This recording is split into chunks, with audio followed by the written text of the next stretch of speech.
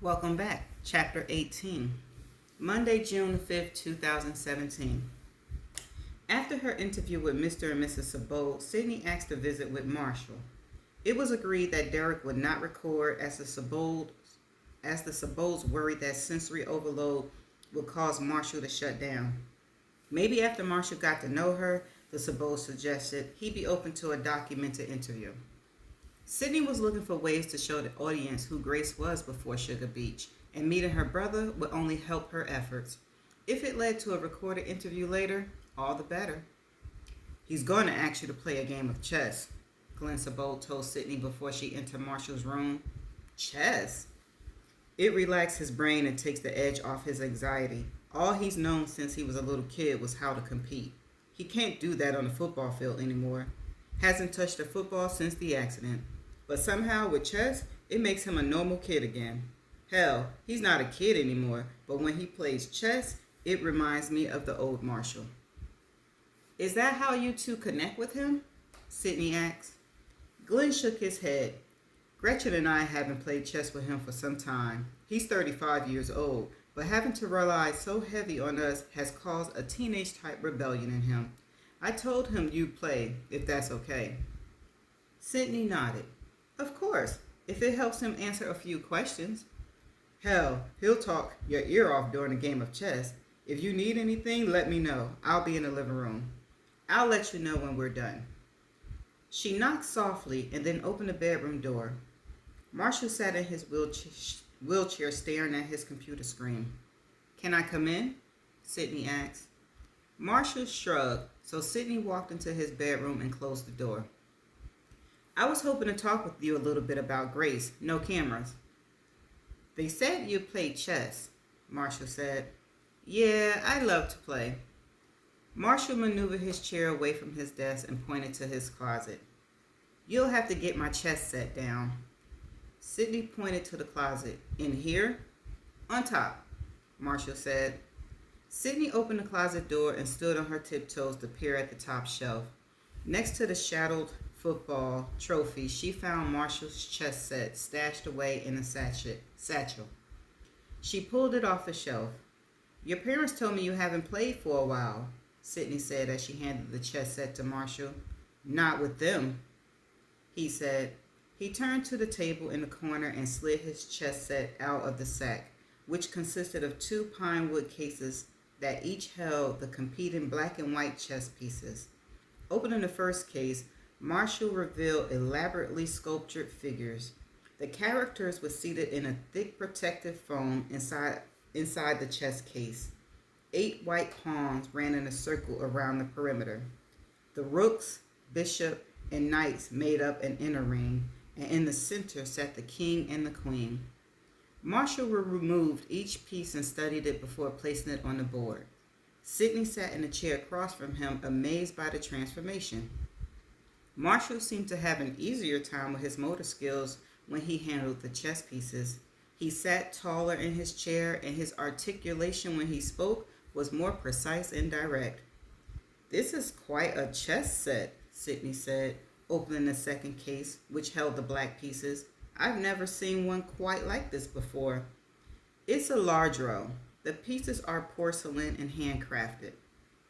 Sydney removed a figurine and studied the design. She was never much of a chess player, but even to her untrained eye, she knew this was a unique set.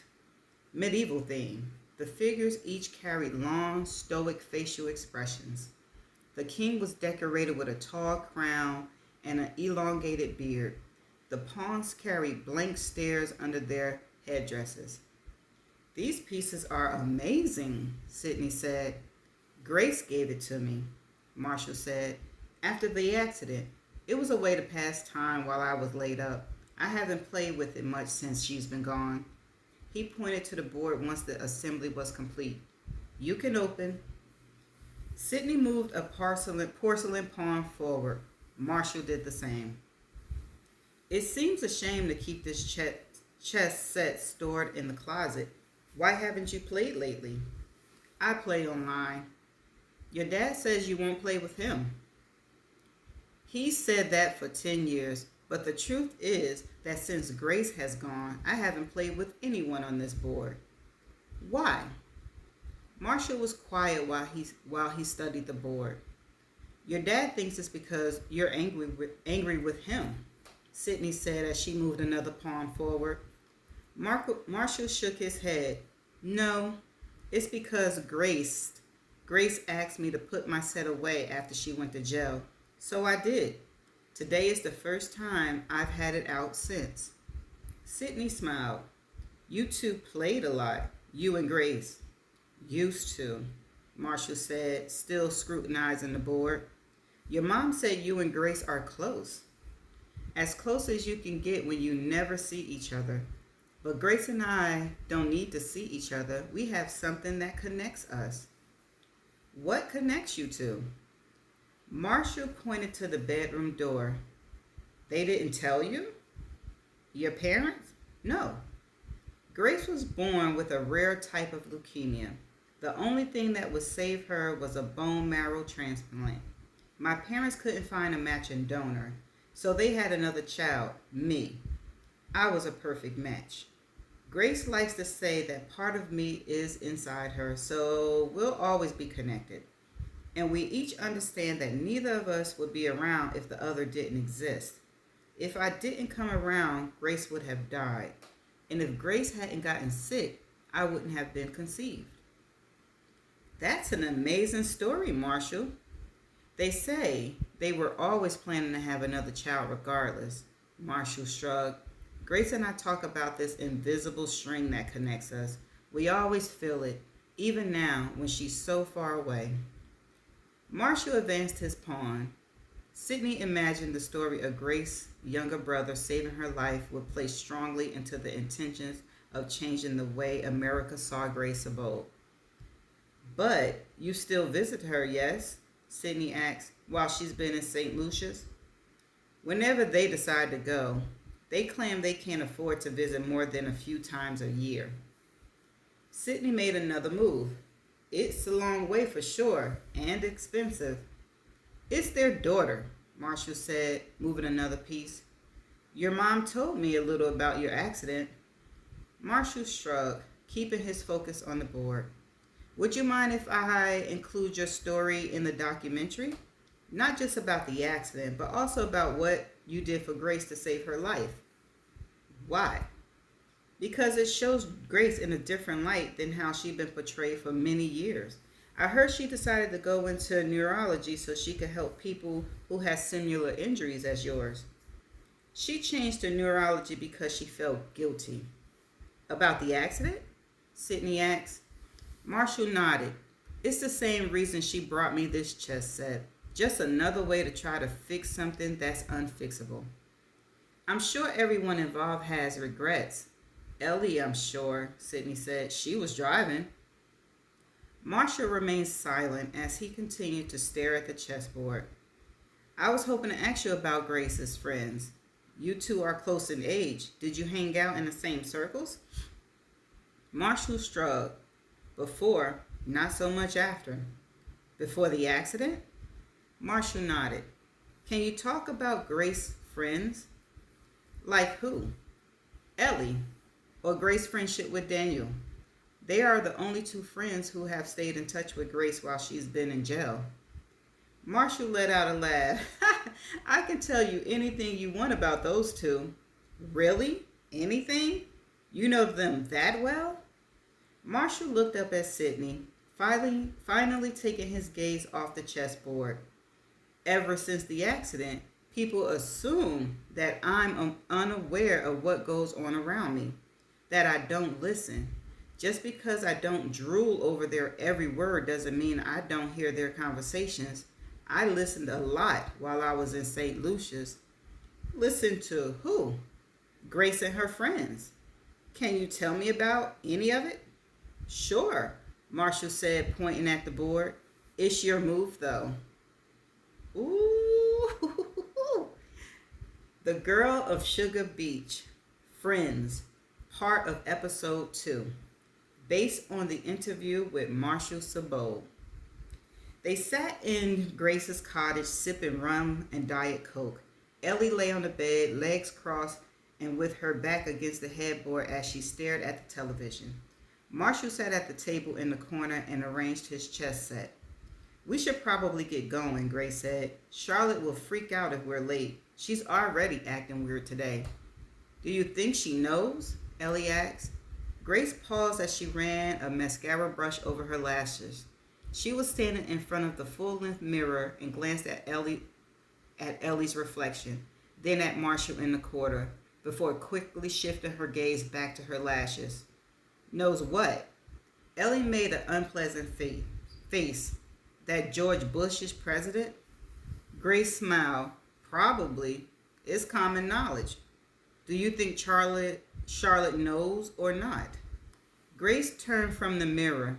I don't know, E. How would she know? Maybe Daniel told her. Why would he do that? To be honest, to start their marriage off on the right foot. Telling your fiancé that you slept with her maid of honor is not getting off on the right foot. It's self-sabotage, and Daniel is too smart for that. He's not that smart, Ellie said. He came to your cottage to plead his love to you 2 days before his wedding. Ooh! He did not pledge his love to me. Then why did he come to your room? Grace turned back to the mirror. I'm not talking about this anymore. Ellie took a sip of rum. She glanced quickly at Marshall, who was lost in his chessboard. I thought this was supposed to be Daniel's. She held up a long pouch that had been resting on the bed. Grace walked over and took the pouch from Ellie. She untied the tassel and stared down at the lock that was inside, an ancient-looking thing given to her by her grandfather. Turning the bag over, she allowed the heavy lock to fall into her palm.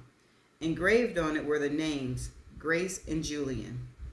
She studied the lock now, thankful to have only fallen once to the urge of engraving the name of a high school boyfriend onto it. One mistake was plenty. Any more, and she would have ruined the lock. No, Grace finally said. This lock is meant for Julian. I brought it to St. Lucius to show him how much he means to me. Daniel's name was never meant to be on the lock. That whole thing was a mistake. A big shitty mistake that's thankfully in the past. Let's hope it stay there. You know he still loves you. Grace faked a laugh, glancing quickly again at Marshall. Daniel does not love me. Have you seen how he looks at you? He could barely make eye contact at the pool yesterday. He's still shy like he's in high school trying to work up the courage to ask you to prom. That's because Charlotte was around and he still feels guilty. Grace took the lock and dropped it back into the satchel, cinching the cords and tying them off before placing it on the dresser. Sleeping with the groom and being the maid of honor is a delicate balancing act, Ellie said. Grace smiled at Ellie. Why are you being a bitch? I'm trying to protect you. Thank you, but it's only a balancing act if Daniel and I were still involved. Grace turned to the mirror and went back to her lashes. And the subject is only delicate if someone starts talking. And I'm certainly finished discussing it. Grace looked into the mirror and locked eyes with Ellie. Just be careful, Gracie. I don't want to see you get hurt. Hurt happened a long time ago. Everyone's over it. Now get dressed. We've got to go. Okay, that's the end of chapter 18. We got some information going on here. So her brother is in a wheelchair after the accident. Grace feels guilty. Okay, we got that part. I don't know if it's going anywhere with that. I can't put two and two with that. But I'm still on I'm still thinking that Grace is covering for her brother somehow, some way. I don't know. Now, we already know her and Daniel had a thing. But did Daniel tell Charlotte on the night of their wedding?